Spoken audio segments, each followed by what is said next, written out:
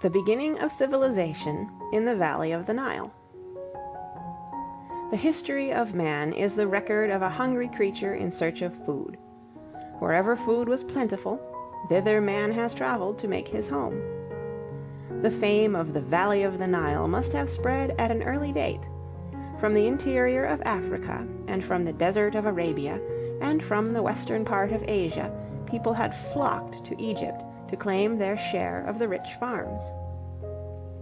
Together these invaders had formed a new race, which called itself Remi, or the Men, just as we sometimes call America God's own country.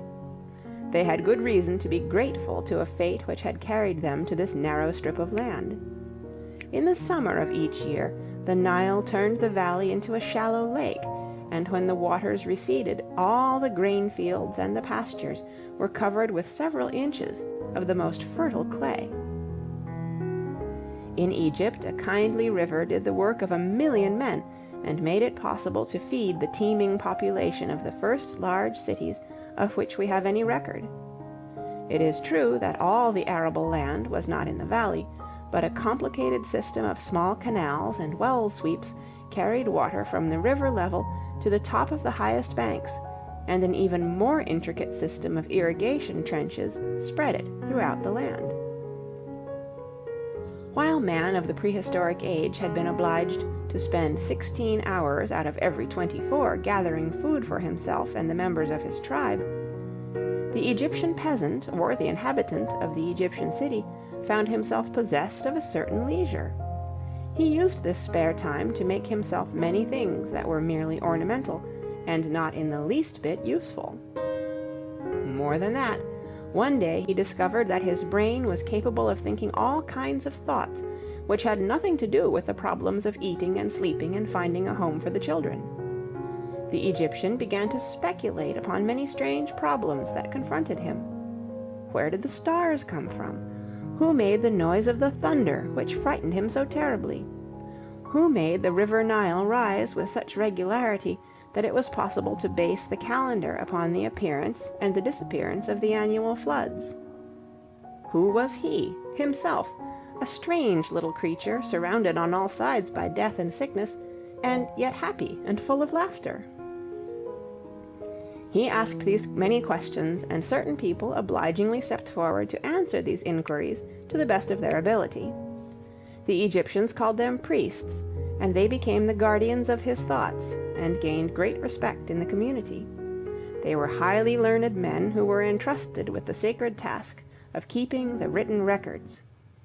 They understood that it is not good for man to think only of his immediate advantage in this world, and they drew his attention to the days of the future, when his soul would dwell beyond the mountains of the west, and must give an account of his deeds to Osiris, the mighty god who was the ruler of the living and the dead, and who judged the acts of men according to their merits. Indeed, the priests made so much of that future day in the realm of Isis and Osiris that the Egyptians began to regard life merely as a short preparation for the hereafter, and turned the teeming valley of the Nile into a land devoted to the dead. In a strange way, the Egyptians had come to believe that no soul could enter the realm of Osiris without the possession of the body which had been its place of residence in this world. Therefore, as soon as a man was dead, his relatives took his corpse and had it embalmed. For weeks it was soaked in a solution of natron, and then it was filled with pitch. The Persian word for pitch was mummiai, and the embalmed body was called a mummy. It was wrapped in yards and yards of specially prepared linen, and it was placed in a specially prepared coffin, ready to be removed to its final home. But an Egyptian grave was a real home, where the body was surrounded by pieces of furniture and musical instruments, to while away the dreary hours of waiting, and by little statues of cooks and bakers and barbers, that the occupant of this dark home might be decently provided with food, and need not go about unshaven. Originally these graves had been dug into the rocks of the western mountains, but as the Egyptians moved northward, they were obliged to build their cemeteries in the desert. The desert, however, is full of wild animals, and equally wild robbers, and they broke into the graves and disturbed the mummy or stole the jewelry that had been buried with the body. To prevent such unholy desecration, the Egyptians used to build small mounds of stones on top of the graves.